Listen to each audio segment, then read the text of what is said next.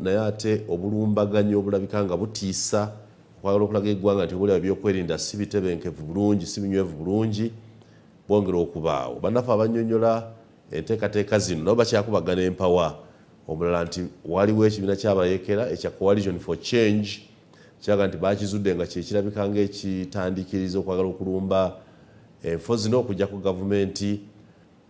Ate abalala nti nedda buno obumenyi bw'amateeka, simple criminality, just bantu batawa mateeka kitiibwa. Kale bw'okubaganyamu ebirowoozo ne bategeeza statements zino ebbiri nga ziva mu bantu bebamuwa abavunaanyizibwa tukulembera oba n'okutya okutegeera ani kubona ayogera ekituufu. Minisita bw'agamba nti nedda tewali, minisita otafiiraga nedda tekisoboka, tewali kye bayita rebellion mu ggwanga lyaffe, not at all. These are not rebel activities. These are simple criminals who want to cause mayhem in our country. And then the Deputy IGP, Major General Geoffrey Tumusimbe Kasigazi says, bino ebikola bya buyeekera.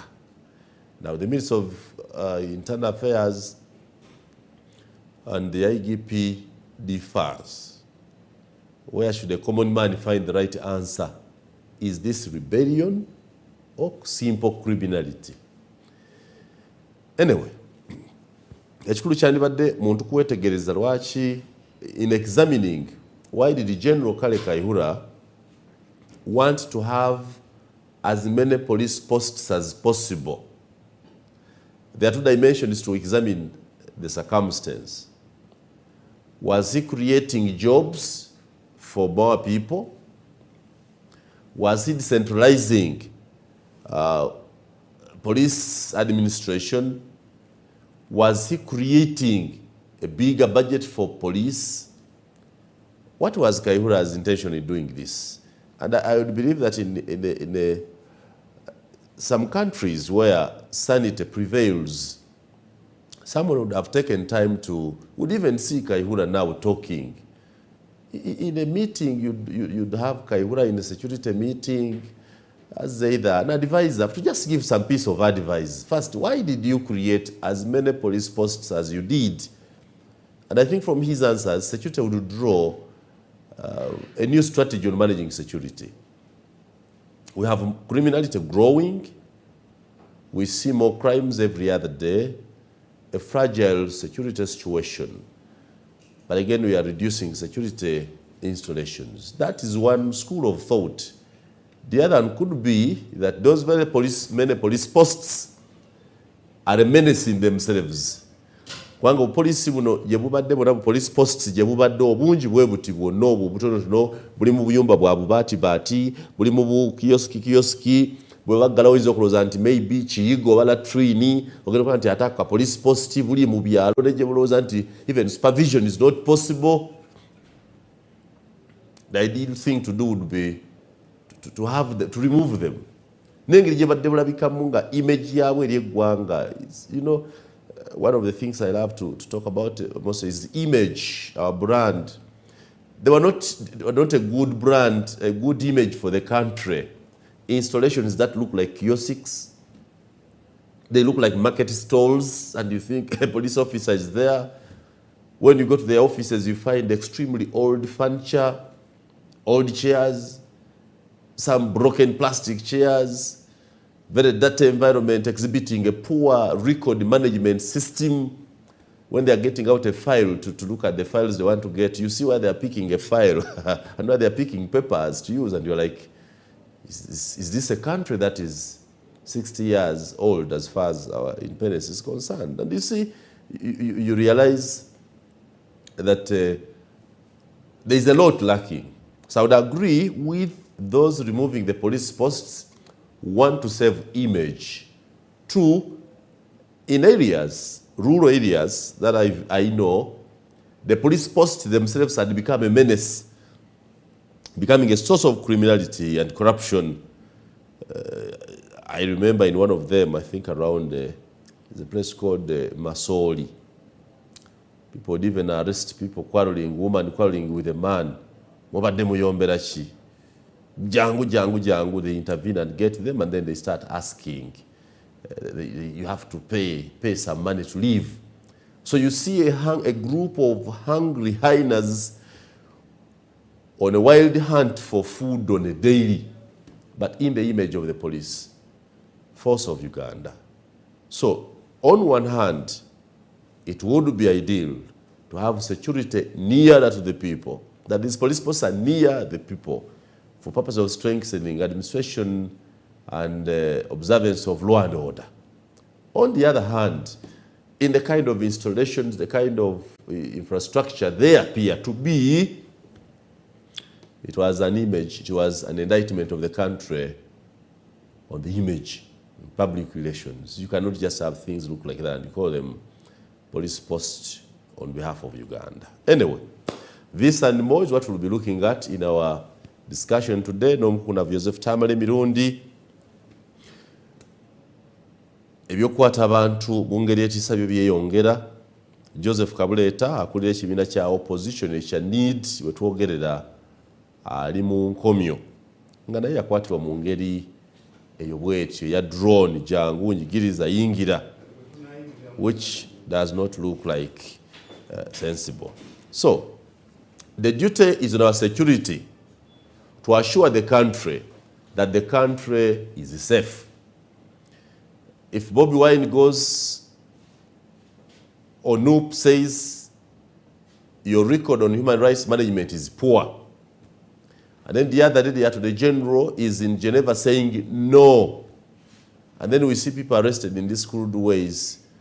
I think the disappearance of persons, police confirm that we actually Mwanje tumulina.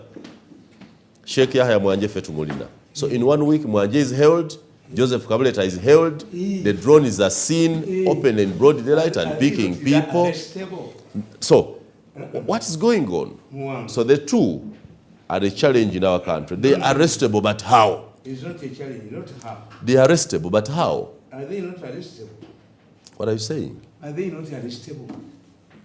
Because you see, the problem with Africans, every person gets a diplomatic immunity. You remain a citizen of the country. That's why Parliament, Parliament is really not arrestable. The issue is how. Yes, and you have agreed that everybody is arrestable. Yes, everybody is equal under the law. Yes, how many for those who enjoy immunity under the law. Yes, yes.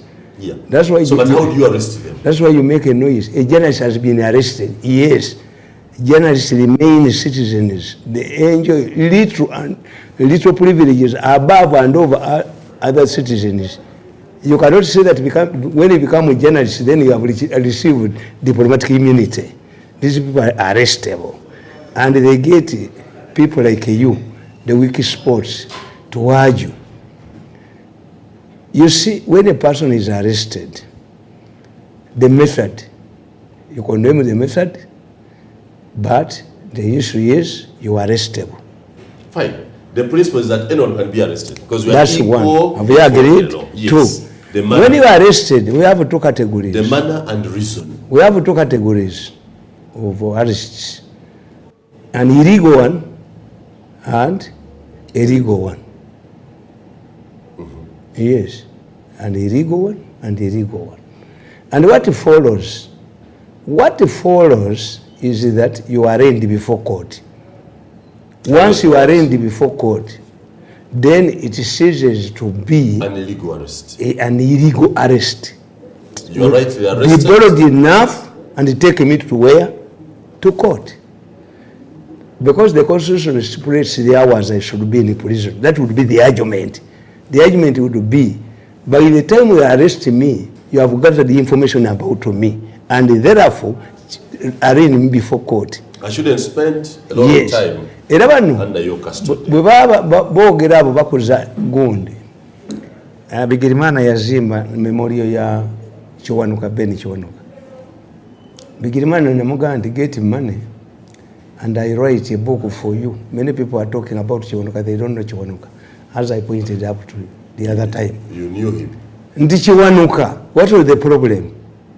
Kiwanuka bakwata omuzungu. Omuzungu we bamukwata. Abamaje baamini ne bamukwata. Kati omuzungu we bamukwata ne bamutwala Makindye mu barracks. His relatives ne bagenda mu court. Ndoza bakiyita habeas corpus. Nti produce him before court. Amin n'alagira abaserikale b'ab'e Makindye, release the man. Then Kiwanuka comes back to court n'agamba ab'amagye tebalina buyinza busumulula na busiba mumuleete wano. Maria Mungu n'agamba nti gwe omupakasi gwe twaleeta obuleesi.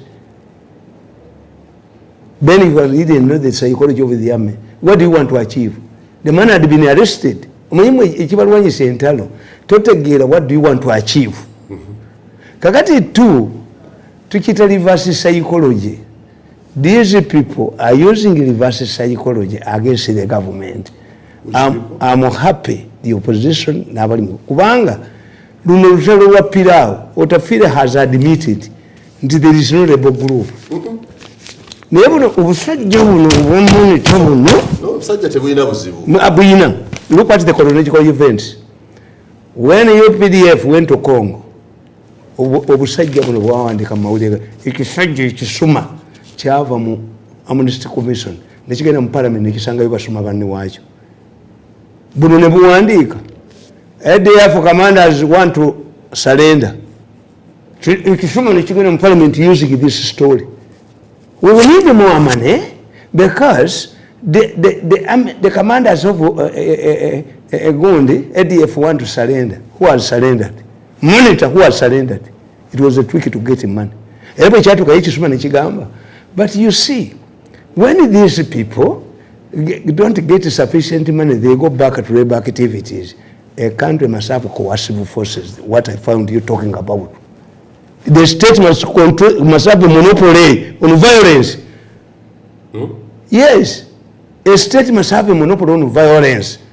That's why. What are you saying? To answer the war, government yambisa coercive forces twajiwa mu parliament, mu constitution.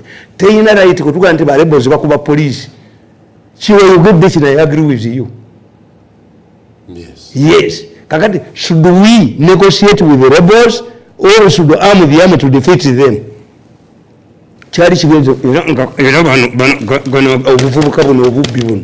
Then we get another story. Kati budduse munira. Buchiduse munintwe zaabwo buno buno. When the paper is about to collapse, a full mercenary newspaper. Not at all. Kakati, they got facts. That's why tebayina. You are bit on their facts. Nira. How can you say Muyanga? How can somebody tell you that I sold you a telephone set without a cable and a charger, and I'm coming back to claim the money? Monitor ya chibaddemu. Nti obujamani nyakayirimu omusajja ow'amagye eyadevelopinga ekisawe ky'ekololo n'akifuulamu n'akiteekamu ne offices ye yagenda n'abuli mundu okutali magazine. What's the component of this machine? Obusajja buno kyebwogera buno kyebubadde buwandiika obusajja buno bwe bwasooka Ebola bwe bwamusooka obufere buno bwe bagula obuguzi era bwe bwasooka Ebola kubanga nabagamba nti mutunuulire have ekikolwa have kakati nabagamba nti omukazi oyo achange gy'atannagenda tewaba bulwadde. Look at her critically before she visits an area tewaba bulwadde yatambula nabo. That's my opinion, subject to other people's opinions. You have said it right. Subject to other people's opinions. That's waffe ekyotiranda yandulu uyo nambi atambula ne walumbe kuba gyatannagenda kati tebannatambula tonalaba Yudayina ng'atambudde tonalaba mukazi tewali wali bulwadde except Kasanda. Now you began arguing like an intellectual. You are now degenerating to a common citizen. Let us argue. What is happening in Uganda is an internal battle over succession. I'm telling you, attacks. Let me get a attacks on police, not by rebels. By who? But Kasigazi said by who? Rebels. And two big people I have evidence. Contradicting themselves. I have evidence. But then created the change, you know, Shafiq. You know, what you know? And the story Salim Salina Jimuandika Comonse. No Muyanga? Hey. Sale immediately after before before the capture. Salim Sale atangazizza. In the bush. Lwali lupapula kyolo. Munno newspaper. Munno. Munno. Yes. There was a paper here where I developed my thesis. It was a very popular newspaper. Sali atangazizza ku ki? Anti Salim Sale, I met him 2 days earlier. Ndangamba nti abasajja bookero basooka bane babakontakitinga nti mutuwe safe passage tusisinkane ebombo twegatte wamu tusuule government. After reaching Bombo, they marched towards Kampala, captured the government to negotiate with the rebels as a government. Kakati ne balonda Commander Salim Sale mukachikwa a military commission. I looked for Sale again. Sale told me, I'm a junior man. Tebayina buyinza butulondera. N'olwekyo I rejected their appointment. Kati Gondi stories zange zonna nzize nzigira. I want to give it to him. Story je namu interviewing ngamu. Nsigana limulebese singamve wa Sale bati amuvira. You are talking about Justice Peter Allen. Allen yomanyi. The very old times. It's just Allen Museveni yamugoba kubulamuzi.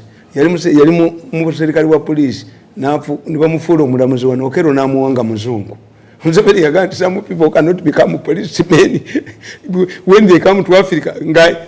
Museveni wali omuzanyisa eyagenda ku Gondi ejjinja n'agamba the first person to see the Victoria was speaking they were natives here. Toa hiyo n'abijawo.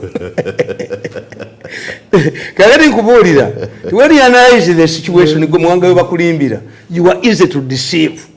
One, let me tell you, a country that is capable of patrolling the streets of Mogadishu teyinza kuba na rebels bakuba police. Naye bagikubye police ne mundu ne batwalako wadde zimu. I accompanied the president to Sri Lanka. Nga Batami Tigers babonyabonya government ya Sri Lanka. Museveni bamulete ba commanders ba Sri Lanka. N'abakubira map ya Sri Lanka. N'abaganda, how can this man defeat you who is an island? He lectured them. Abatami ne babakuba ne babamalawo. Era gundi president wa Sri Lanka yajja mu Uganda yugo bajjeko mu misinde. So a man who could help others to solve problems. It is the same question as asking here. If you can help Congo, if you can help Somalia, how do you feel to help Kisasi, Chanja, Jinja, Nakaseke? Therefore, ekyo n'ekijjawo. N'enfuna ekyokubiri nti when Museveni realized ti terrorism ali waggulu nnyo bali batta abantu, he created Wembley and illegality. Yes. You agree it was illegality? Wembley was an extrajudicial method of killing people. Why? Because most of the people Kayanja killed had been released by courts of law. They had cartel.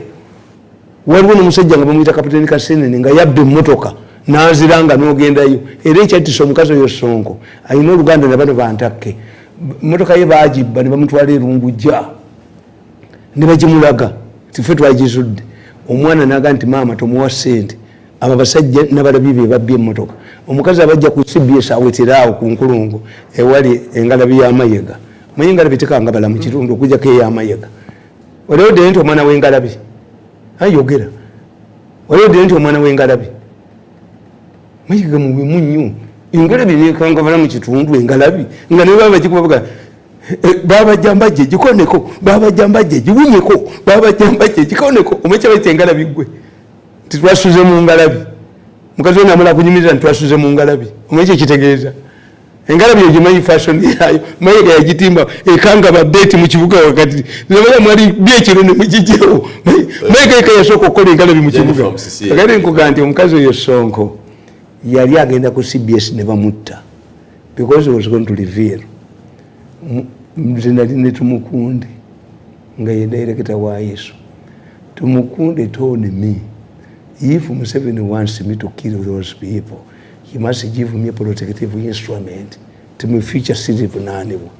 Era Tumukunde yagana ne use of guns to be used by Kayanja Yamanya in future.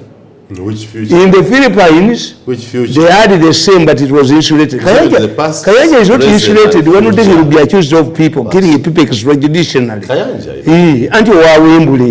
But there should be an instrument done to cover him. In the future, it should be done. Because despite 2 rebels are tomorrow's wars. Solved a major problem. But illegally.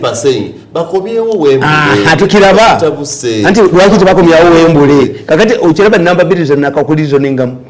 Nti I know the reaction of the police, the government. Who is doing this? They know it. 2.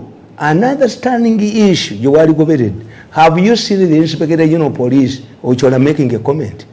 Does he anyway make comments? Yes. Has he visited any of the attack? Not at all. Whether in hospital? Because his leadership style is different from that. He knows who is doing it.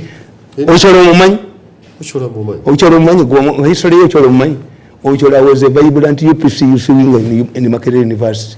Highly intelligent, and he wanted to resign in a long time under Kayikola's time. So whatever he looks the other way, he doesn't comment. He knows who is doing this. He knows. Yes. Let me tell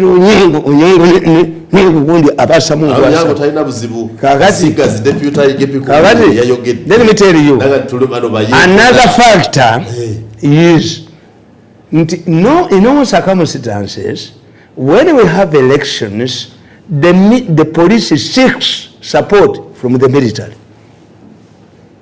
That's Dewaki told him it is constitutional to ask. Why is it now that the police is not seeking support from? And you don't know, 50% of the police came from the military. Even during the Haikula's time, Mubabarimba. Abamaji bwe bategeera nti waliwo la collaborative departments mu police bagendayo. Over 40% of the policemen you see came from the army. Kakati this issue of freeing when they see this rebel. You know what we are not solving? Anti kankubuli kati criminal source or rebel. Anti kankubuli source. Anti mutemumanyi. I was watching an interesting meeting in my machines. Those machines. I think the president met 2 important people. And he's watching me, Museveni is watching me. He met 2 important people and he told them, if we continue messing up with this country, I will not hesitate to put you under house arrest. Nabawa job distribution. When was Don't think that Museveni doesn't know who is doing this. So how does it happen? If he knows as the commander in chief, Museveni was the snakes out of their holes. Not at the cost of people's lives. Evidence. I was watching a meeting some time back on machines I have never seen, where they said we should create some sort of a rebel group that eventually says we are fighting because is coming. Kakukubire uinenda si nkakube wano geno omubuuze geno obuuze bamanager bamwe nka bakubire wano tikikaka nokwekali Uganda asking your managers mubagambe timuyinenda saka bakubire wano nkabatere ku TV. Of course you meant to use CCTV because you cannot prove that. That is not That's not authentic. Mutwe kwange ya kitange seze ambera summarize for you are summarizing one that Museveni is an expert buyekera. Museveni is an expert mu buyekera. True. Tewali buyekera. Having sorted out 29 insurgencies. True, that is true. 2, what would be the reaction of police or government to feel or to seek reinforcement? What would be? Seek reinforcement. Yes, they have not done it. 3, I've told you, on my machines. Nabalaba before. 1, bagenda ku inciting veterans. Nditotwagala mukozi. bagenda gamba nti waliwo anti nkubuulira we don't want it but this is no this is the reason why the social media yabagambye bafudenge ijoko lyabwe liba no this is the issue temwagala bakyogereko ono abawa ssente waliwo abawa ssente bamukubye muhoozi amukubya mumazeewo why tebategeera they did not plan for muhoozi bankubuulire these people did not plan for will not participate in the muhoozi talk I don't want it tebakwagala nakwagala bwe tebakwagala walize wano ku one nation information I'm telling you byonna bikulemye okuddamu this is a campaign nti bali paniki ebyo bimwatukola ffe nimutugera biri wa Museveni nimutwonoona temusobola bikola ku muhoozi why Museveni knows his son tell me how does muhoozi relate to an attack on a police mbwaba yekera baganya tebaga ababiteeka mu sente abamanyi Museveni ask them where there was no meeting and all the security has been handed over to Sale kati mukubire ku mungalo the police has lost the inspector general of police has lost the president has directed Sale to take over security kati tulabe bana boogera bino gye banayitira. You see, me between this one and this one, I take Otafire. Do you know the background of Otafire? Otafire started recruiting people in for NASA. Otafire yakoma mu senior too. Ekitebi mu seminary. So why couldn't the two sit and harmonize their position in Mirundi? Otafire yakola balanga recruiting. Otafire yakola balanga recruiting abayekera ba for NASA. Obuyekera abumanyi. Era nakweze yagenze Masaka yagende Masaka nabaga abatemi b'ebijambiya temuli bayekeramu temuli bayekera Otafire is more knowledgeable than this ubani bayinda training naye Otafire obuyekera yabulimu n'abumanya kankubolize president wali agenda ogenda mu nseko yabayita n'agamba Otafire nti emundu tumuzisa rendering Otafire namugamba nti ate tugenda kozesa ki Museveni namugamba nti bwe tukweka emundu ne bazitusanga nazo bajja kutegeera olukwiro ffe tugenda emundu tujja zifuna. We shall get guns if we want to get guns. Museveni yalina abaserikale be 7 aba foreigners surrendered them for training ne badda mu UNRA. Museveni started naddira n'egundi n'ayiwa omusenyu n'amatafaali aba UPC bagamba nti the man wants to settle down. Nenga agenda mbuyekera ekitegeeza over the two n'aba monitor bano aba monitor balimu abalimu the monitor people I know the person who is financing them era buli kibakola ekyo kati nire badi yakubba sente eggwanga lyamwe ne muli bwayo. Why don't you close the paper kubanga njabba kuba abantu babakyawe nti kati munira badduseemu bwadduse n'entwe zaabo n'entwe. You know why I look sad that a professional journalist of high repute like you chooses the messenger. They are simply did Monta create they are killing our immunity. The journalist is protected. Okay. We only become a false state if we are credible, if we are not used as mercenaries. And these attacks created by Monitor. And Monitor is Monitor reporting non-existent things. Let me tell you, why does he want to create? You see. But he's telling what people say. Internal Affairs Minister takes a dig at the police and other security forces for arresting. Chino bachiddusemu arresting. Are you not arrestable? Is anybody not arrestable?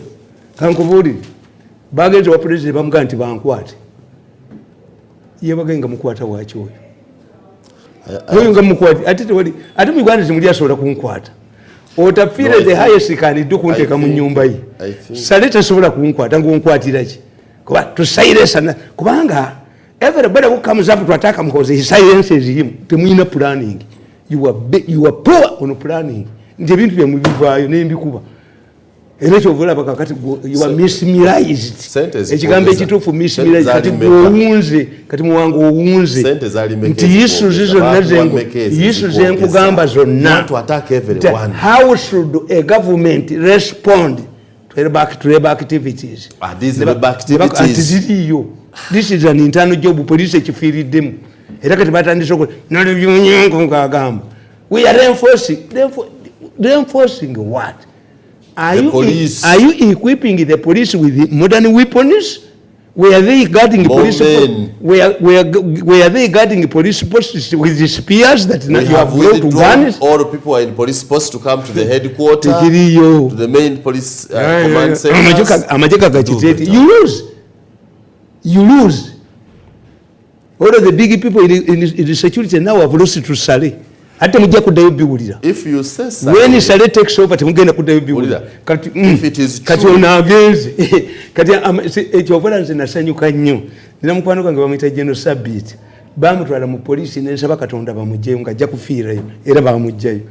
This man, I talked to him once when I wanted security. I don't know him very well. Has lost because the minister is a general who is saying there are no labor activities. And he's an expert on labor activities. He's a retired. And why is it that a newspaper like this one wants to create a conflict? They are all the newspapers report as they were defeated here. No, they are bringing arrests. Arrests can be explainable. In many cases, arrests on the police, holding charges. I think we leave this subject because both of us are civilians, you and I are civilians.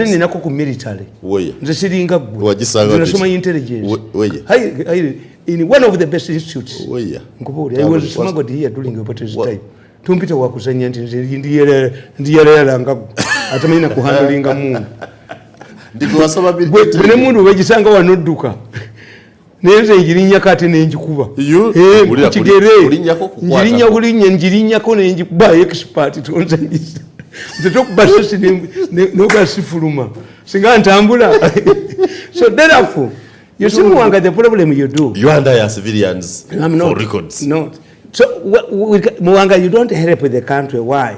I think you know abantu abakuteka mugunde and you are going to lose. Kubanga for you, where you are going to lose. Singa bakwekipinga nibaga ndi omusajja oli kugenda okwogera naye ayina obwongo bw'amaanyi tekubyombito nyina kyoyanukuddemu nkugambye kankuddemu nawe toyanukudde mu simple terms was are these labor activities or criminal acts? Nkugambye I'm not answering a question like a primary kid nkola bya university. Nkugambye I analyze the government. If somebody comes to you nagamba timukyala wa ali muloji, what will be your reaction? Ali muloji. Ali n'omusajja muloji. Wa. Ali kyekubuulira, if somebody tells a man, your wife is in bed with somebody in a lodge, what would be the reaction? The small brain man would want to go and attack immediately to save. Yes. Intelligent ones like me would wait. Anti kayinza kubanga ali impotent, kayakimanya dda nti mukazi w'omwenzi taliyo kitinga. Kakati nkubuuzizza nti we are not seeing labor activities and insurgencies confronting Museveni as government for the first time. What was the reaction of government? And why should the government wait to react after the things have happened? What is the protective and predictive role of government? Nakugamba, when you were a hunter for abayizi, when you were hunting and you said dog, you know there is a python or a leopard. You run away. This is how security organizations operate. You know this is an internal job. They are fighting this. But veterans, but fail to get it. But go to Jaya Kasaja Kano, come on, get it. Agorichi. Mugozagenda kuba wangula temwamu planning and you don't have follow to creating a situation. Temukoza Rwanda nekita. We were stupid. Can Museveni accept a rebellion in his family? Museveni to accept a rebellion. Nebaganda be batambula nono mwana. Ekyo nasona achibwa. Wana muwalana na achibwa. Plan za mwezo nafu.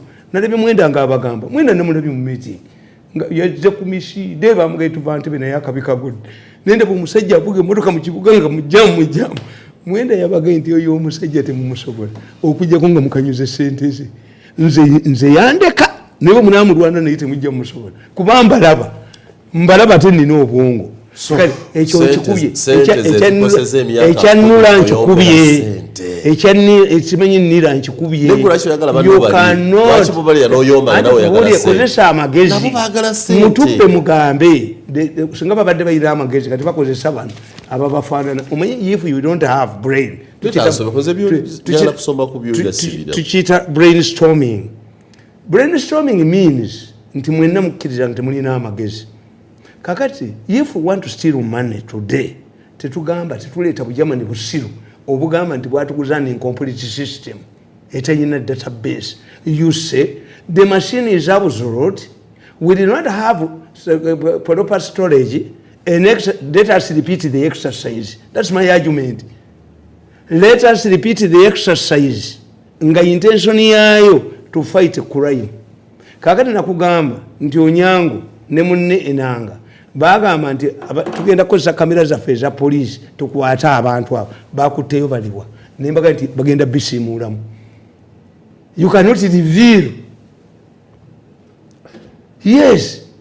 Kakati gwe kugamba nti tukiyita reverse psychology era muno nkiwandiikako nabagamba mu katabo kange kano The Lion and the Masai Warrior nebagamba Museveni alina gwagenda okuba mwabi nabagamba nti Museveni is a master of reverse psychology. Reverse psychology would this not be a lapse in Museveni's management of security? No.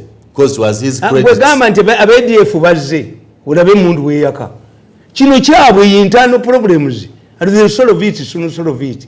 Let us take a charge of security. You will see togenda kuda yubalaba.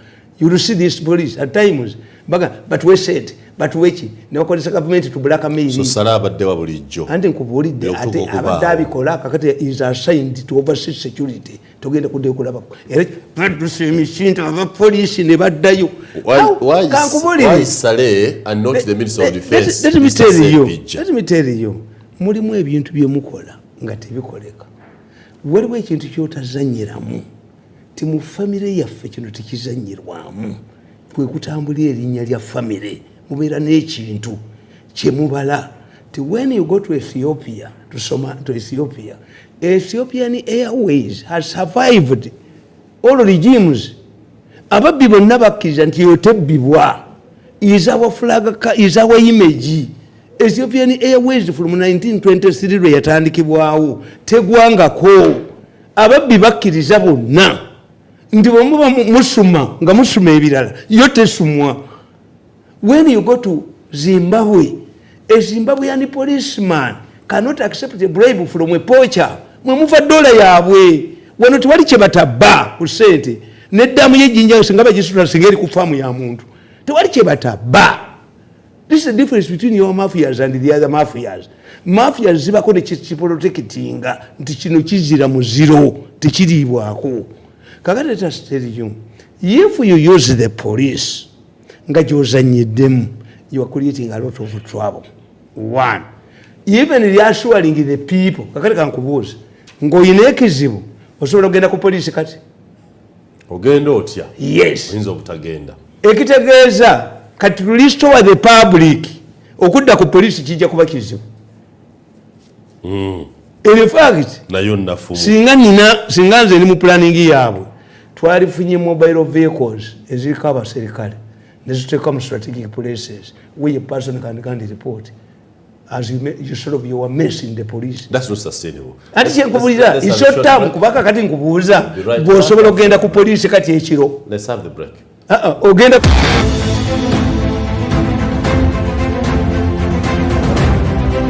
Tamale Mirundi mutano wayo na Mirundi mbole na matovu program the big story gatwetegereze mu gwanga lyaffe ekibuuzo kino ngabwe kyalemya abasecurity okwansa ne ba contradicting ne tabuleta kisobola ate ntya bwe tuyagala nkugambye judge the government.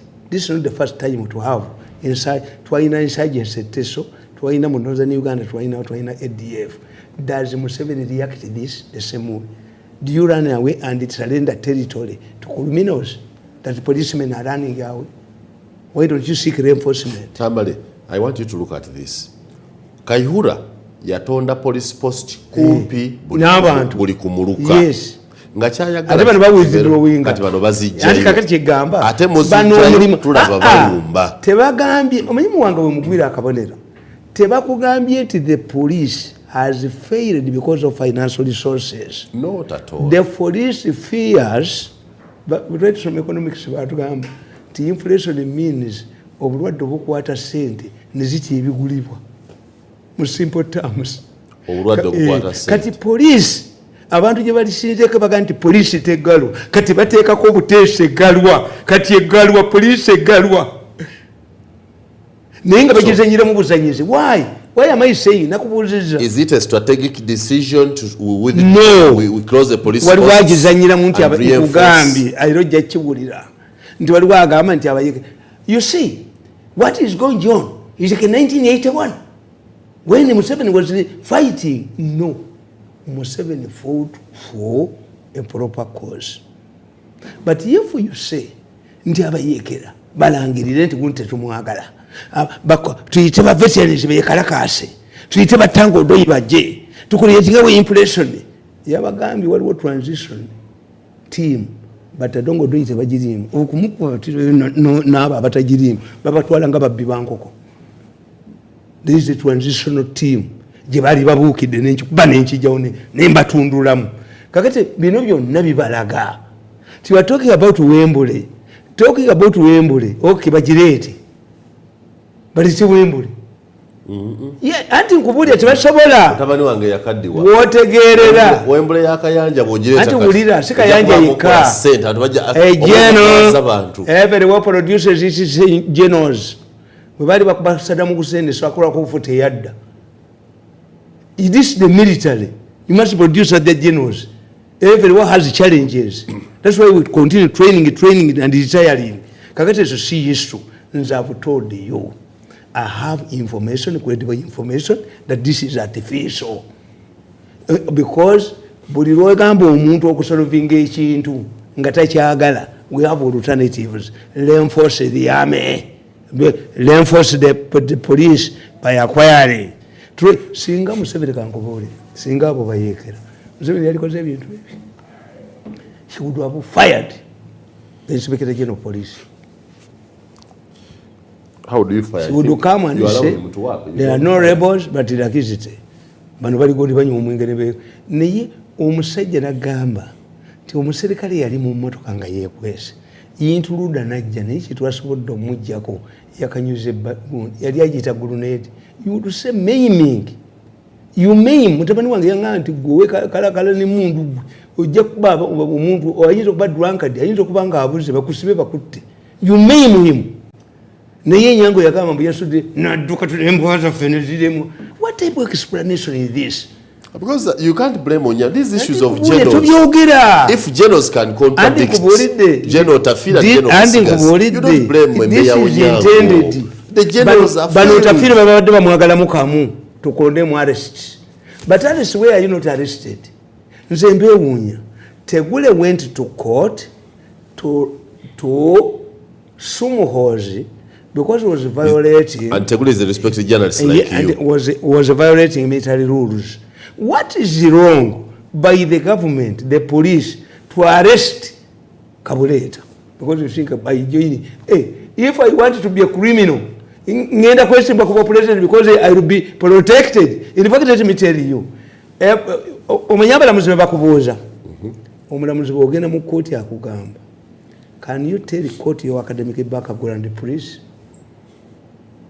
Ebintu biri ebyo. Bw'ogenda nga mu kkooti waliwo to swear on oath and not on oath. Omulamuzi yategeera tiaganye okuswearinga on oath. Why? Musango okulimba ekitegeeza mu bujulizi bwabwe weeyinga. Academic background means what you did, you know it. If I read a team of people, that's why you don't catch me in violence. No judge will be lenient to me. I'm knowledgeable. Omusajja agamba katongolo no kwete chemicals. Yali akube simu ngavuga moto ko muserikali namukwata. Lawyer we namuga nti muwangu zine muntu mu yadde ekikumi tugende mu court. Omulamuzi yamuga nti gwe katongolo wakolete chemicals ti tukwetaaga nnyo obulamu bw'eggwanga libwetaaga. Sigwa kulya fakatole yeddagala ekolera sirimu ti obukadde 10 oba omwaka mu komera. We need you. We need to protect you. So, mukitegeere It goes with the responsibility. Tuyina kye tuyita license and the right and the clawback. A clawback means eddembe litolisamuliza balala liliko responsibility. But if you say kuba wesimbako n'ofuna obubiri okuba president, then a presidential candidate must not engage in gundi uyo bamuvunaana kukola ki kuyinsayitinga abantu simanyi abanyankole abaki abalidde buli kintu kyonna simwambiridde gwani akufinansinga gwe Kabuleta. We would Kabuleta become a presidential candidate. Omanyi Kabuleta nti yawona kubanenga yawandika sports yawona lwamwenge. Kabuleta is surviving because of beer. They went as sports writers to Naira breweries. After the function, the other team came back to file their stories. Kabuleta remained drinking because he could not move. Banene bafirawa. Erugazi. He survived because of Simon Peter. It's only because you don't vet candidates. Bring in vetting. Not academic papers only. But what is your background?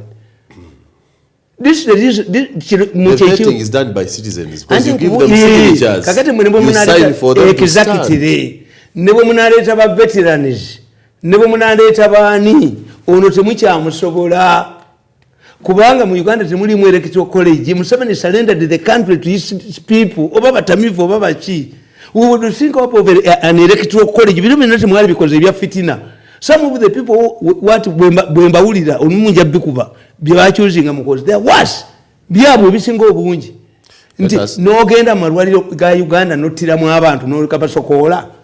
Abasirikale bangama nabaga nti waliwo asokola emirambo gy'abamaje bombo ne bangama mwogere tumusokoze giri tanima kansi nankubira essimu Kabuleta nkogere gwasokola emirambo gy'abamaje kati n'amalwaliro ne bagadduka. Doesn't Kabuleta have a right to stand for that's president? What I'm telling you. Timu Uganda temuyina kyemutaba.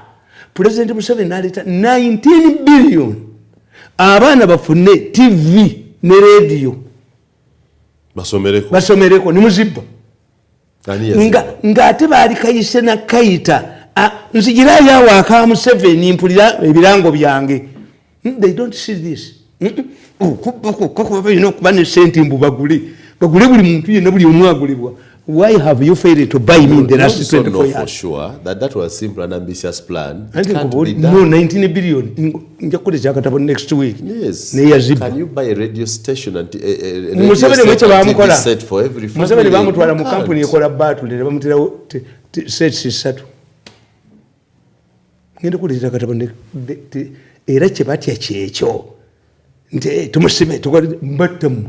N'omulamuzi musuula eddalu. Unless I commit an offense. Mujja kulaba ku mulamuzi agudde eddalu wano. Ekyo ndi bajjemu.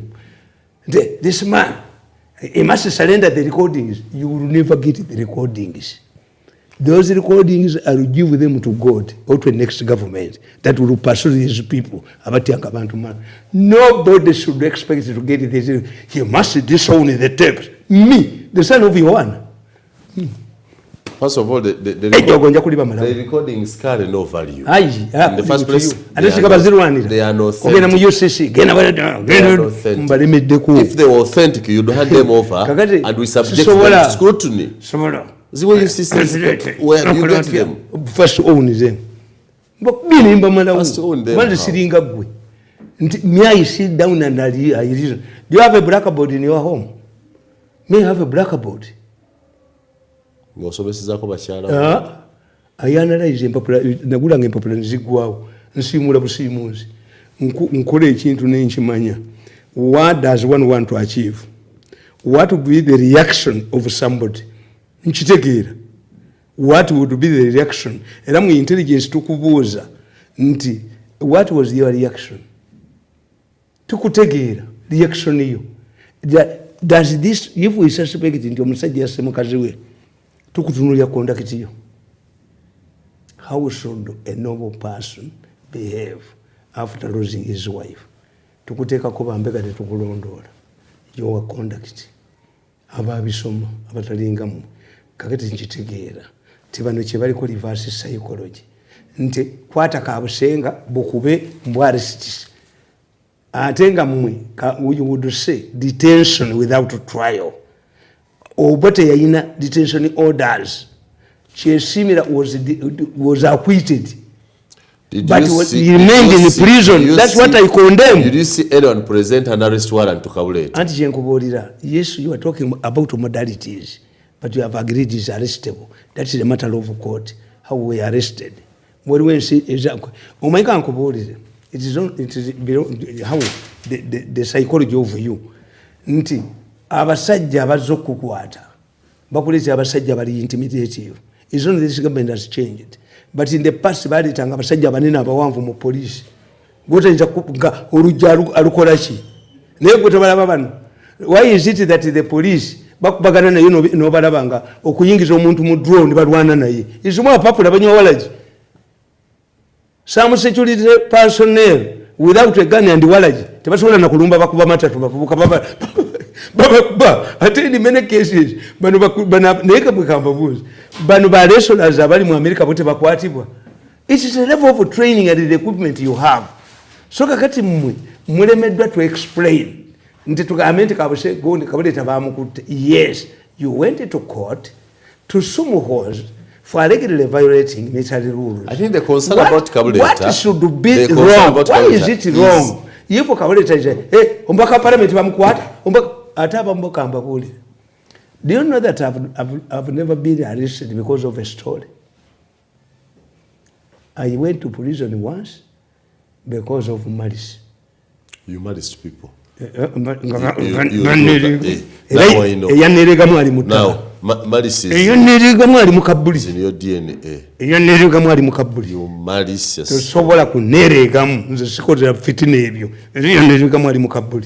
yansibisa mukomera musomanyi sente mayibichi ali mukabuli kakati nkubolira ali mukabuli atomwakaza kyogera muwaso bamufumbiro kenda muwachi ali mukabuli tuli St Peter yali tuwozesa mukulu kunereka mu byabusirwe. Me, I don't believe in malice. I'm not a malicious man. You said you went to prison because of malice. And ngabampa you were tried and baba kaluka ngatene bagala bansibe mukumete chimeye ompito mu chambers twabikaze situlikane nkutwala nzobyo binkozese. I don't believe in malice. But you have been to prison over malice. One, anti malice ngangabalo to intimidate. What do you want to intimidate? You intimidate who? The more you humiliate me, I had it. Fakalo lumfa ke jogere kubajja kuddamu njoge.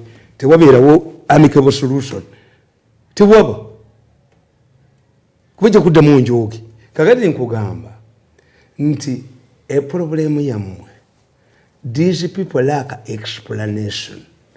Abakola ebintu bino nti omusajja waliwo change genda aba mu security oyo omusajja mugezi nakugamba nti ajja kutuyamba to eliminate hooliganism and this self appointed immunity, diplomatic immunity. Owero sitakwatibwa ne bakwata owero si ne bakwata mpaka parliament ne tell them you are arrestable. You cannot arrest an MP ngali mu parliament. You cannot arrest an MP when he's gone to parliament. Mubibanyonyole. Nordic countries, Sweden, Denmark, you cannot be arrested inside your bedroom. The policeman will wait for you at 12 a.m. Tebalumba ali musenge. Mu Sweden tebasobola kukwata era bayina etteeka. If you commit murder, police ne mali myezi mukaaga nga tekwatanga ng'owonye. It is a golabanga ekyangu. No, it is a burden on the police to use all the resources bakwate.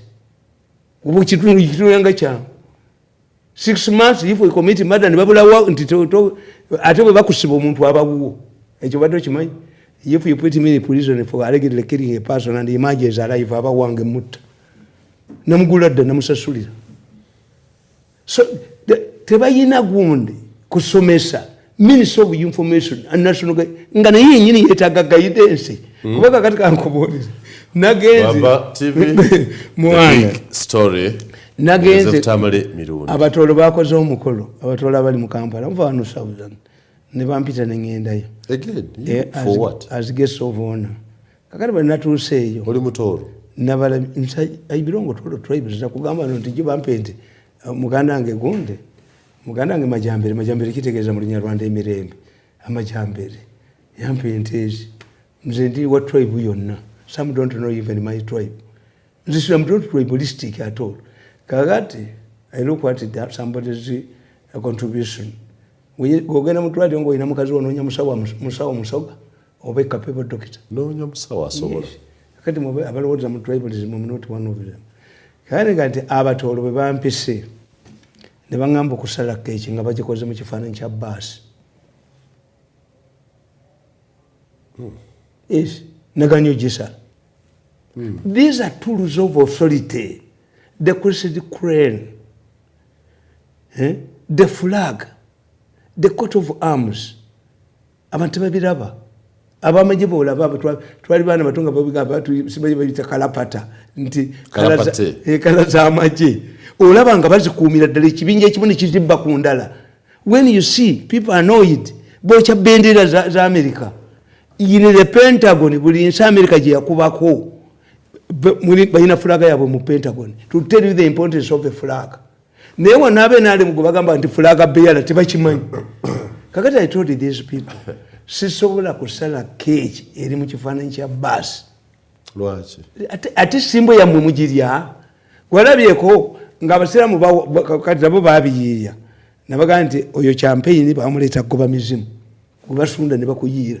Kati n'abasiraamu bamubayira temanyina history ya campaign. Campaign yagoba mizimu, agoba muzimu. Sajja pasente za Queen ne bamunoonya ku mbaga. Ne bamutya ku mbaga ye n'atandika okutta abakazi. Kuba ye tebakola tebamukiriza kuwasa. Kati abakazi bambala babayita ba bride. Bride gwali musamwa nga kubeera Scotland kwambala byeru. Abakazi babatuuma bride abagole n'okubambaza gawuni enjeru ne gujja ne gutta abasajja. Kwe kuyiya champagne batobe. Kati namwe mumugula. Ekiba ya champagne nagisunda kukisundira. Abatamanyi history. Abatamanyi bakagula ndi ya bintu bino. So, kati abasajja bano bagambye nti mwe abe tebababuuliranga abantu mubibabuulire. Bayinza n'okukola keeki ya Museveni bagisala nga mumulidde. Omuntu ayinza batonera keeki ya Museveni mugisala mumulidde. Yes. So owenare mutayinza kola keeke ya baasi nagisala n'agirya. Tikiriyo. Okujjako Jesus yabagamba nti guno gw'omubiri gwange ogunaaweebwayo olw'okubeera mu kino mukikolanga lwakunzijukira. Did Jesus kill himself? And imagine you even. Yasalako ku ngalo ye n'agibawa. Aha. Yes. Jesus yabawa mubiri gwe. Yalitemyeko omukono gumu ne bagufumba. This is symbolic. Kakati oyinza kubanga oli musiraamu n'ogamba nti tukoze keeki mu muzikiti ate mugirye. But these people don't understand these things. A flag bearer. Waliwo mu history Muyanga abanyolo balumba Buganda, the Bunyolo army attacked Buganda, and Muyanga went to Stokes, one of the Europeans who won the armies on Lake Victoria. Kubalugadi teyaliwo. Kakati Stokes told him, you go and elect the Union Jack bende ya Bugereza giteeke mu kkubo. Muyanga yagamba nti musiru nnyo. Tabawadde na lubatu lwa Buganga. Ekigoye obugoye ekigaana abanyolo okujja. Era this is why Muyanga signed an agreement with the Carpenters in Germany. He said, when we approached these Europeans to give us guns and Obuganga, they refused. They told us to elect ekigoye ebere ya Bungereza. Ekigoye obugoye. We confronted the Banyolo Nwaro. Yagamba abaminsani ngamuga nti Buganda wajiwa abazungu abangereza n'abagamba mungere kubattira wano omukidda mu kundagano ya Lugard ya Gonde ya Carpenters. You did know the British approached, they sent people to Stokes. Lugard was not around. Bangamba kigoye bugoye. Kakati Muyanga's perception about the flag is the perception of NRM about their flag. Nti flag bearer tebamutegeera. Story ne Joseph Tamale Mirundi. Katumalirize ne goyogera ku communication mu government yammwe. Yes.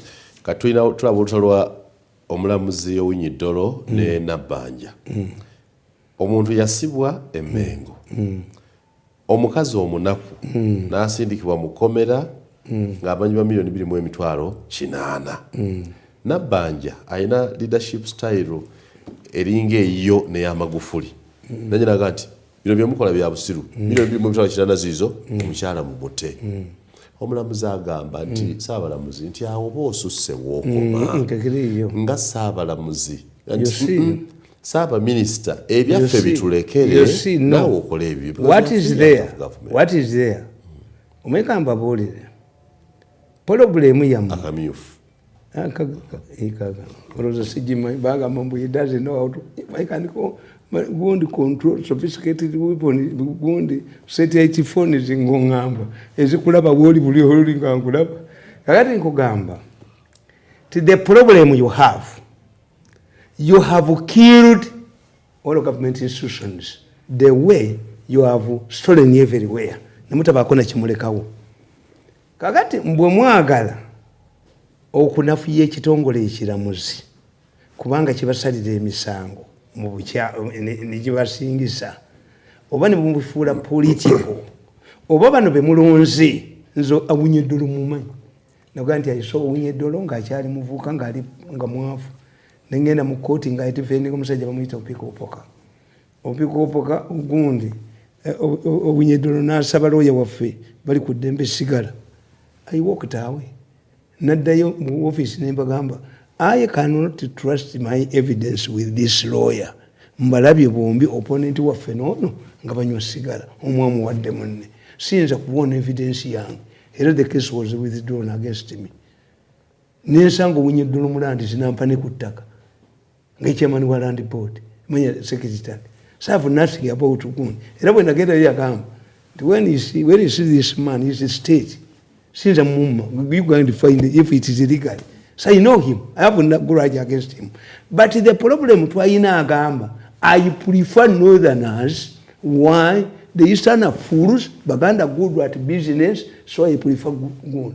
Era potulia bunda bako jaji. Ngoyi asonseka mu busonseso. Matindi bamuleka na asonseka. Kakati the problem is nti owunye dola ina problem ziringa ssatu. Nabagamba Judicial Service Commission yatuuza ebigezo. See yasinga. This is the battle between Kisache and Naye. So if you don't want to give me a job, why do you tell me to subject myself to an exam?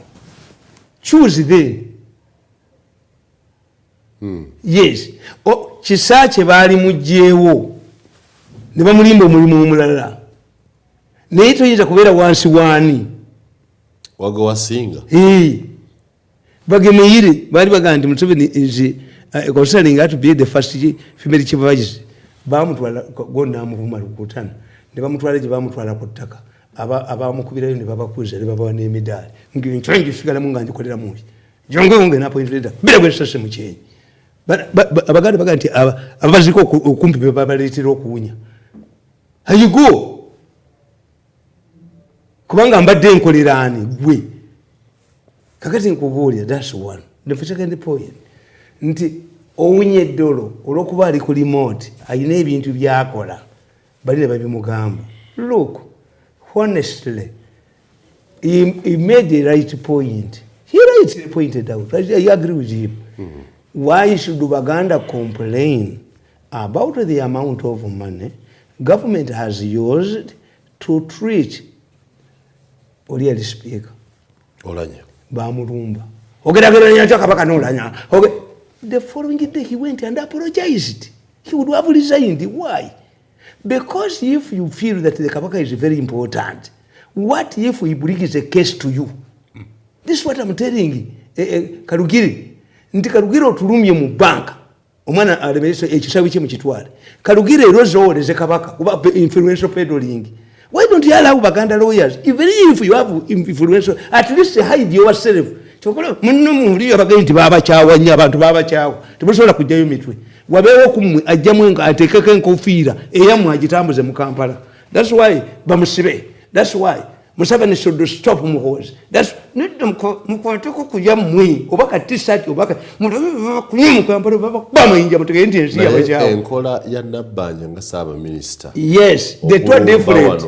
Kugambye Nabbanja afuse popular nga kuki. Why is this man feel jittery? Nabbanja did not use, you ask, had Nabbanja commented on the case? No. Yes. So what if he was a relative? These are jittery judges. Until omusajja akubuuzizza, what is the source of your wealth? You explain it to the public. This man has challenged me to state my wealth. What is my wealth? I surrendered my assets. They are gigi. Simple. Simple matter. Kakati, why do you pursue Nabanja? Let me give you examples. Italy. Yagenda mu court buterevu eri omulamuzi omuto. Mfo ky'okulumba saabalamuzi bwe beekana ebitiibwa. No, that's protocol. That's protocol. It tells you there is no relationship. Nyinza n'okubala nti gwe si gw'osalawo. Ayinza okuba nga yakitegeera dda. Kuba tubamanyi. Nti how can a judge tell Bobby Wine, you try your plan B?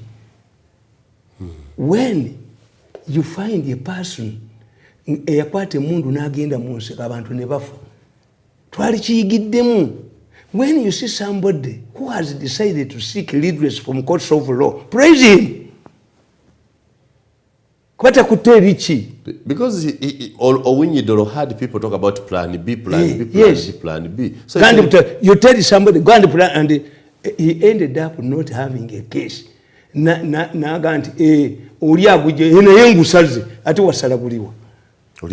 would say, when you waste the court's time, you pay this, we penalize you. A judiciary must be respected. We are not simple people where you come and withdraw. Is it a right for me to withdraw my case? He went ahead. Minority report.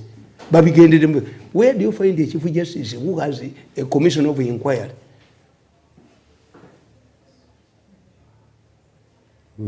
So me, I know. Politics are rotating yonna. Kasita abasajja bano baga nti be bakuwa omulimu bakujoga waliwo tiimu ejooga. You assert yourself mu Uganda and I'm educated. Tukidanga munyiza kukuba oli gwagompa gwa nsomesa.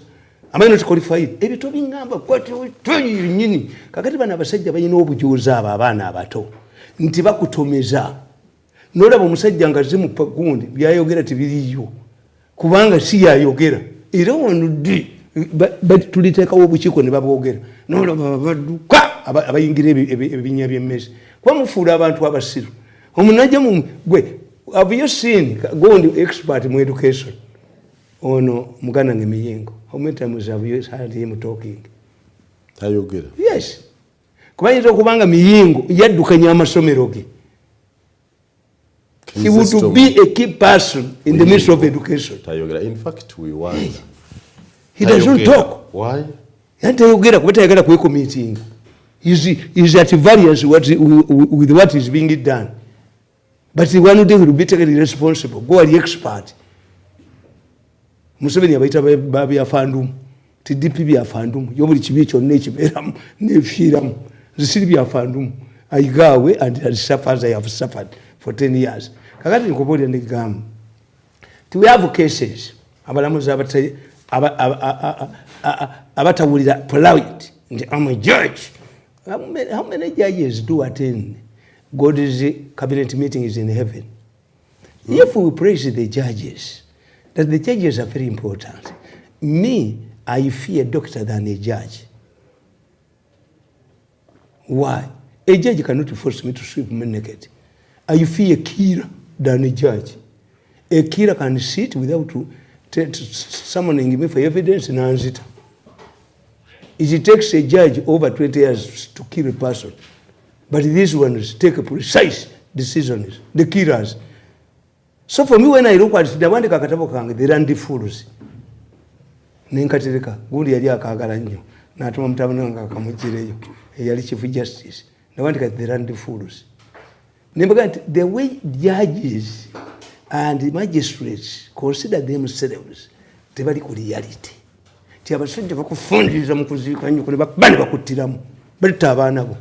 So you are doing a service like another one. I have never gone to court to seek redress myself. I only go to court to stand the surety. Nabagambi. nti amanya Mushega yagenda okulambula essomero lya primary nga Minister of Education nasanga omukulu w'essomero ng'empale emugwako talina musipi. Amanya Mushega removed his beret n'aguwa omusomesa. He's there, ask him. Egessikya era kakati yega nti nayambala ku musipi gwa minisita. Egessikya waliwo Moyi yali ayina gy'alaga n'asanga omukazi nga waliwo talemedde yabweta n'amutwala. A president must be near the people. A leader must be near the people. When do you make? Saba minister navuga paka ku koti paka mu ofisi ya mulamuzi. Kankubule mu politics batukama. Nti ogenda mu ssomero lya King's College Boddo oba Kisubi akafanna bwegati. Nozimba y'ekizimbe you are wasting time. Yours is one among many. Dira akasomero ko ku kyalo okazimbe abantu ke balaba kati nabbanja okutwalira ono esente okumutwalira prime minister avuddeyo waggulu onek abo ye type ya aloof away from the people. That's why we are to have a grassroots politicians. You must be a grassroots politician. We know kuba not over ngono ngo yobuli kyazunga yo wabwe ndwadde buli nabanje wali omulabe konga kyagenda wabaye ndwadde buli kyagenda abantu baseka buzi neno minister nga yobuli kyabera wabaye nagenda yo ndwadde kizibayo nomero genda yo ndwadde ne zibayo abo be batya kakati nkubuulira nti mu Italy omulamuzi yasala omusango nti omukazi ali mu jini tasobola kubeera epingibwa. Omusajja yali amuyigiriza emmotoka n'amurepinga. Omulamuzi ruled ti omukazi ali mu jini tasobola murepinga. That was demonstration. Mpale ya jini, ali mu mpale ya jini. Na wano wini byanyima yakulembera abakazi ne bakanyuga jeans ku kitebe kya Italy. Yes. Ejjaji taganti ye Katonda under my seal sigwe kolawa under my seal sigwe kolawa you are a Kenya bajewo ne wigi ezo gown zola balamuzi bambala batandika kuzambala mu 1648 nga bakungubagira gun Queen Mary byali byakungubaga mbangereza abantu biche kanga bantu bino gundi zino abichina be bazikola oberengo oli musajja mukadde. But in Kenya it's no longer mandatory. They have reformed everything. Nti egandula n'abalokola bakuba amasuuti ngaffe. Who attracts people? Who appeals to the youth? Demystifying arrogance. Somebody must be on the ground. Nalaba President Museveni nga yeetisse ebintu mwakyoli ku mukolo gw'abakyoli ku kabaka waabwe. So if the president asobola okukalinga is gift to the king. It is symbolic.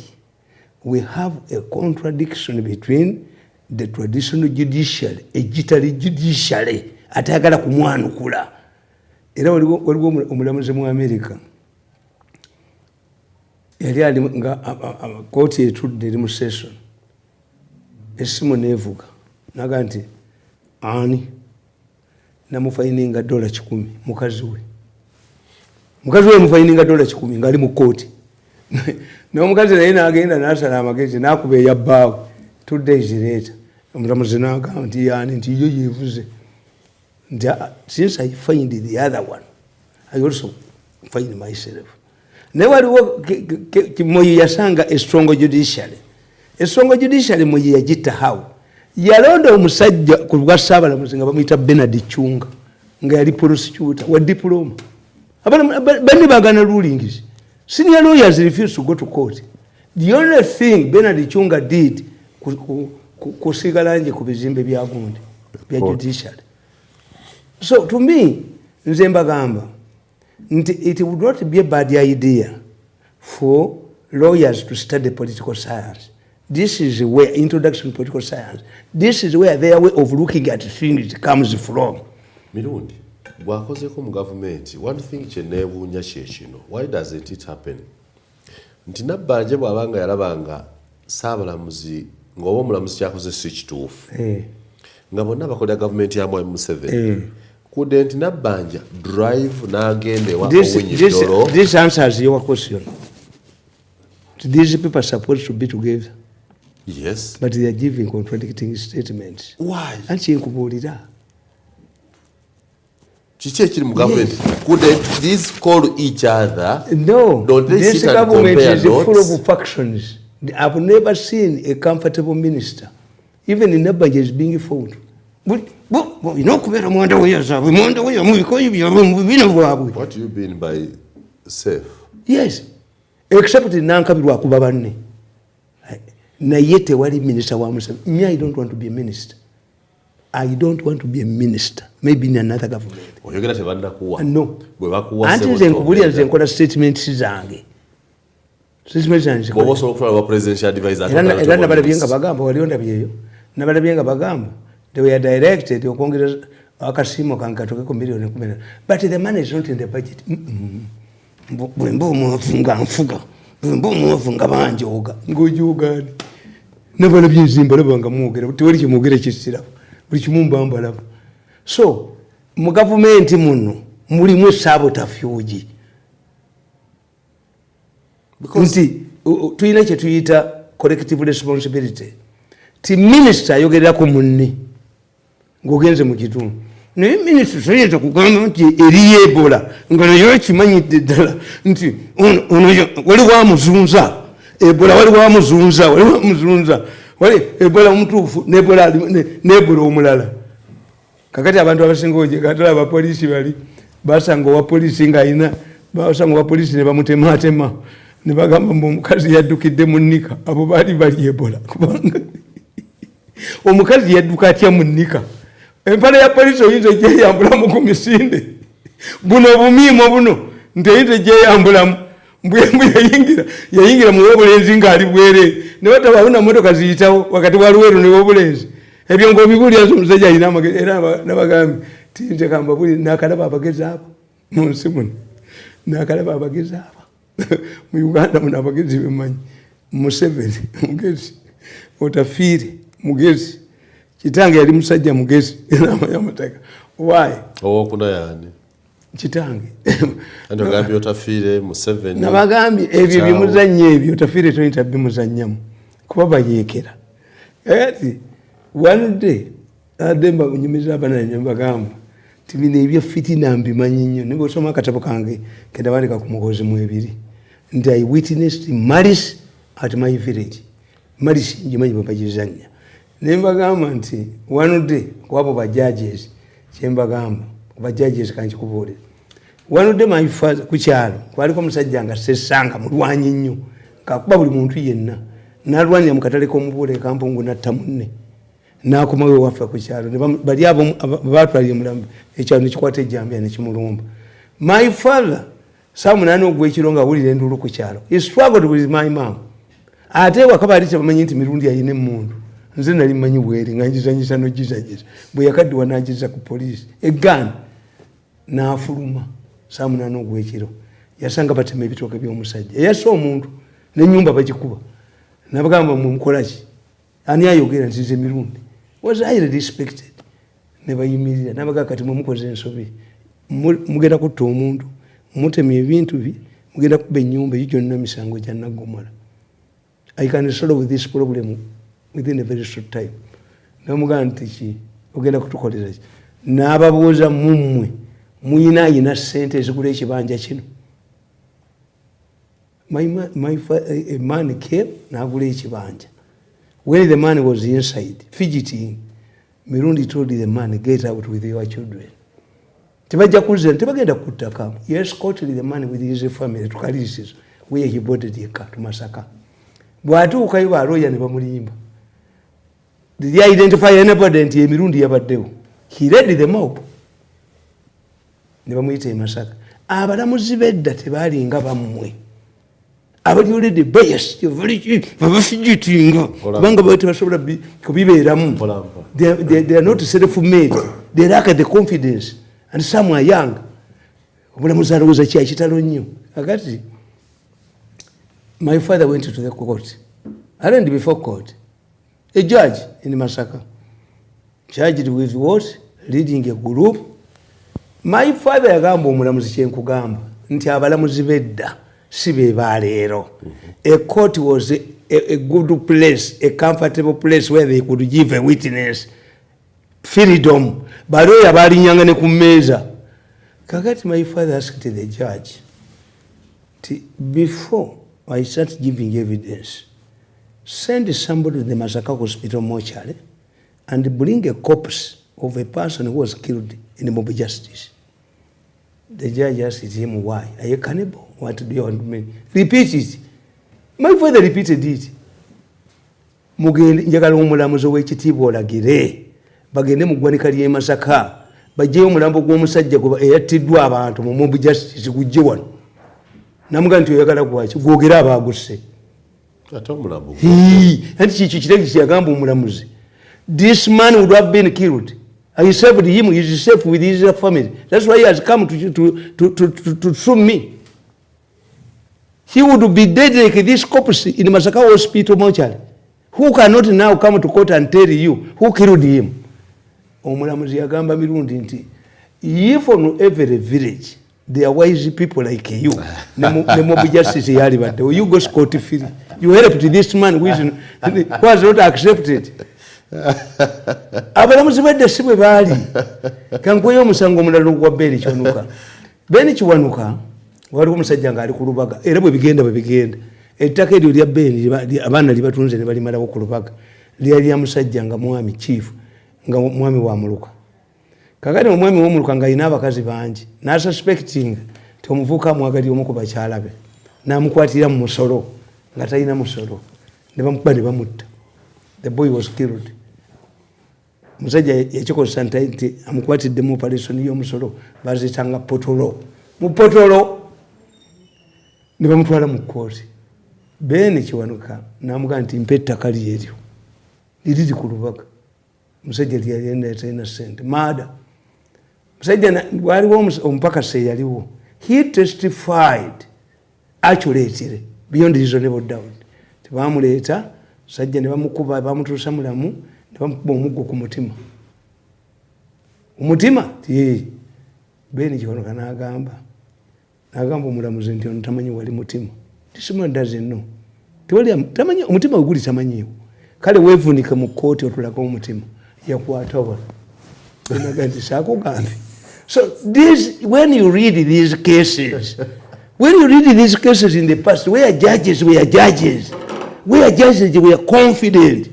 Nti nakubulira omusango omulala oguli mu defamation. Obote Kiwanuka baamugamba, now you are the chief minister and you were Muganda. Who will go each to the other? Are you Omutesa? Beni Kiwanuka clarified, as Museveni clarified. Nze Sabagabe wa Uganda, by Uganda. I'm at the top. Beni Kiwanuka yaganti, when it comes to culture matters, I go to Mengo. When it comes to national issues, Mutesa has to come to me, to Entebbe. And that's what the Kabaka does. Ho! In popular zaabwe zino bano baali bano baabadda bano bebasasulo bebawa ssente bamasenale nezigaa nti Beni Kiwanuka ayise Mutesa Entebbe amumalire ebizibu bye. It was a crisis. Obote repeated it in good during a rally, a public rally. Don't vote Kiwanuka, who does not respect his Kabaka. Yamugamba Beni Kiwanuka sued Obote for defamation. But we were defamed before we were thinking members of society. It went to the then Chief Justice, Udo Udoma, a Nigerian. Udo Udoma yagamba Kiwanuka. Do you know the law of defamation? Yes. You were defamed before you were thinking members of society. Yes. You bring me to any educated people who don't know that the Prime Minister of Uganda is above the Kabaka. Obota akusinze and give him damages. These were judges. Judges. What are you trying to say? That you do not have faith in our judges today? Why? That's why they are panicking. A judgment in Ebera. Omusajja South Africa. Omusajja yadira girlfriend we. Namuyitiye taxi driver. Amuseeye waka. nga bava mu dance. The girl was very beautiful. Nayagala omurepinga, the woman fought back. Yali amutwala mu gundi mu kizimbe ekitannagwa. The man for fear namukube bloka ku mutwe n'amutta. He was arraigned before court. Omulamuzi we South Africa yamugamba amuleze ekifaananyi ky'omwala olinga beautiful face ne defamed. Yamugamba nti mu South Africa temuliimu kibonerezo kya kutta kinkuwadde. Ate sijja kuwa judgment because you appeal against a judgment. Teri mulamuzi alina magezi akusalirako kibonerezo ekyo. Kakati state n'agiteeka mu dairema. Teri kibonerezo kya kutta naye gwe nkuwanise kalabu. Ate sijja kuwa judgment because I don't think that there is a judge who can decide otherwise. These are judges. Naye wano buli kintu kyonna mukimeesinza. Normally, a judge, a magistrate cannot become a judge. Never did a lawyer babu in federal chambers. I want to tell me a judge who comes from a functioning chamber. Most of these judges come from federal chambers because they cannot get customers, clients. Even if you urge of a point, no labira talanga izayagana kubange esimu yajufunyedda judgment yajiwandiisidda. Where will you go? It will haunt you. Nti money, you keep a man in prison. I didn't disagree with this command. Baka wananya bamonita nachi, baka igizo okuvuma abantu nachi. But the judge had no right. Ne Supreme Court ne chipoida chapo nti omusajja akubuuziza nti wa extremely rich you a judge.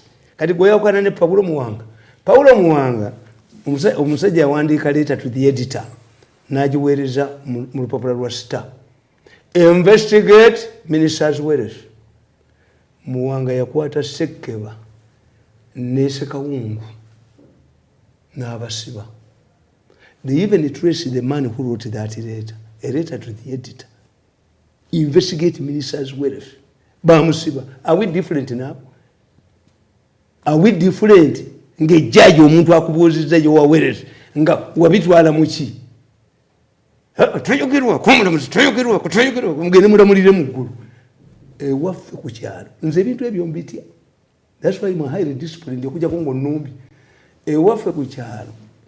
Ekibanja kyalemerawo. Ne baleeta omulamuzi mulokole. Ekaliisizo. Nti ne bamugamba ekibanja tujja kugusala. Nti nja kugusala ssebo. Ejogo lyabweri zibali mu mitwe ajja kugusala mulokola zene Bible. Omukazi yajja okuwa obujulizi. Ndayira mu linnya lya Katonda. Obujulizi bwe ngenda okuwa bujja kuba bwa mazima. Tewali kirala wabula amazima. Agenda okujja mu ddooko nga gomesi yenkuyege zikiridde amatansi gali bweru. N'ekikuuyi nenga mu kkooti temuli nkuyege. Nga mu kkooti temuli nkuyege. Naye kusituka ku bench agende mu ddooko nga akabina kali bweru aseka basajja. Naye nga tete wali azibirutawo. Woppe omulamuzi n'agulemeramu. Empungu yayita mu ddirisa bweti n'ekwata wiigi n'ekyettika. Omulamuzi yadduka emitala 8 nakategusalibwanga. Mwe muzannya mudda mwanda mayisiru. Anda mayisiru. Ayayay. Musale jabalo katubalize eyolwalero enkubuulira teri yayina monopoly mukama ekyobutala akimaliriza era tulowooza nti lozo oluddako ajja kufuna obulwa obusinga mu Kampala. No. Asolobinze ekizibu ky'ababutale nekesisiye. Let me tell you, Museveni talina kintu kyajja kusolvinga. And in fact, that's what I'm telling you. To those who want Museveni to come back, abazzukulu, it should be poor bazzukulu. Bana bakiyingiramu be bakikola obubi bakigonga ayo bazzukulu ne bakiyingiramu. These are purely bazzukulu be baagala akomewo. But Museveni to come back must reinvent himself. Must make reforms. What do you mean? Land evictions bishyebyo.